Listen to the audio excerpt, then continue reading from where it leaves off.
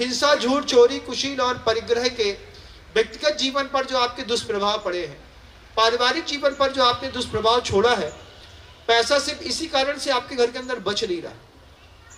इसको बचा करके घर के अंदर का ऑरा बदलिए, हवन के माध्यम से, मंत्र के माध्यम से और स्तोत्र पाठ के माध्यम से। अष्टमी चतुर्दशी को हम अपने परिवार में सामूहिक हवन करते हैं। हवन का धुआं पूरे घर में छोड़िए, घर खुशहाल बनेगा। प्रतिदिन का नियम लीजिए कि सोने से पहले रात के लास्ट कैंडिडेट के ऊपर छोड़िए। तुम रात के 11:30 बजे आओगे ना, तो 11:30 बजे, लेकिन जब तक भक्तांबर स्तोत्र का पाठ नहीं कर लेंगे तब तक हम सब सोएंगे नहीं। अगर आपने ऐसी कंडीशन लगाई तो लड़के को समझ में आएगा कि अभी परिवार के लोग हमारा इंतजार कर रहे हैं। एक आध 2 दिन लेट हो जाएगा, एक आध दिन 1:30 बजे रात को भक्तांबर स्तोत्र का पाठ करके देखिएगा, एक दिन में बच्चे सुधरते हैं। एक दिन में पापा जी हमारे आने का इंतजार कर रहे होंगे, उसके बाद ही वो सोएंगे। माँ सोएगी, बब्बा सोएंगे, ताऊ सोएंगे, चाचा सोएंगे। जब तक लास्ट कैंडिडेट घर के अंदर ना आए और ताला ना लग जाए तब तक कोई नहीं सोएगा। एक छोटा सा नियम लेकर के आप अपने जवान बच्चे को बचा सकते हैं। ये छोटा सा नियम आपकी जवान बेटी को इधर उधर जाने से बचा सकता है। अब कितनी देर तक आपका बच्चा आपको जगाना चाहता है? 10 बज गए, पापा भी इंतजार करेंगे, फिर 25 मिनट भक्तांबर स्तोत्र पाठ करने में लगेगा तो 10:30 बजेंगे, फिर पापा सुबह 6 बजे उठ जाते हैं।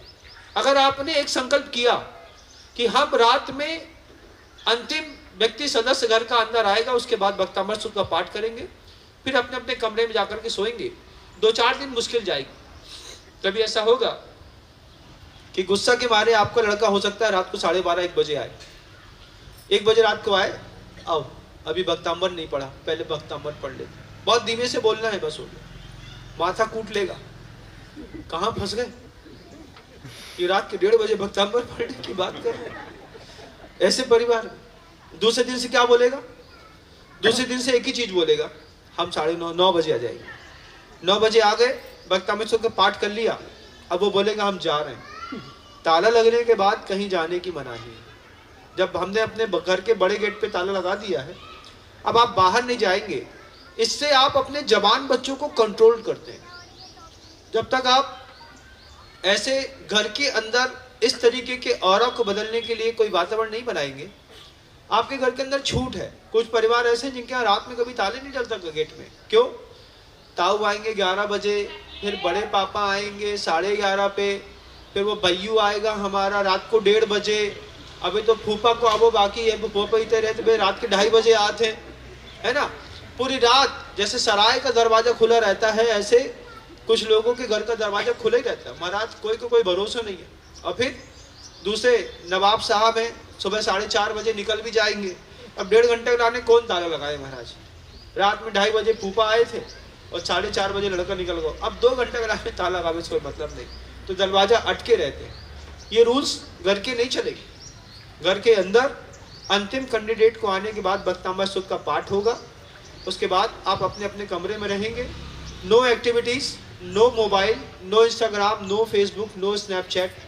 आराम से सो जाइए। आपका पैसा बचेगा, लीवर का पैसा बचेगा, हार्ट अटैक का पैसा बचेगा, हाइपरटेंशन का पैसा बचेगा, बीपी का पैसा बचेगा, डायबिटीज का पैसा बचेगा।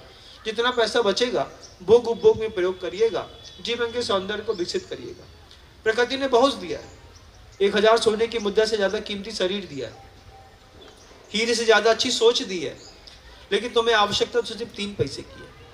और वो भी 3 पैसे जब तक तुम दान नहीं करोगे ना, तुम्हारे जीवन में कुछ फलने फूलने वाला नहीं है। अपने जीवन का सौभाग्य विकसित करे, ऐसी भावना रखता हूँ। आज प्रथम दिन है, शब्दों को विराम दूंगा, कल पुनः प्रयास करेंगे। गुरुदेव श्री विद्यासागर जी महाराज।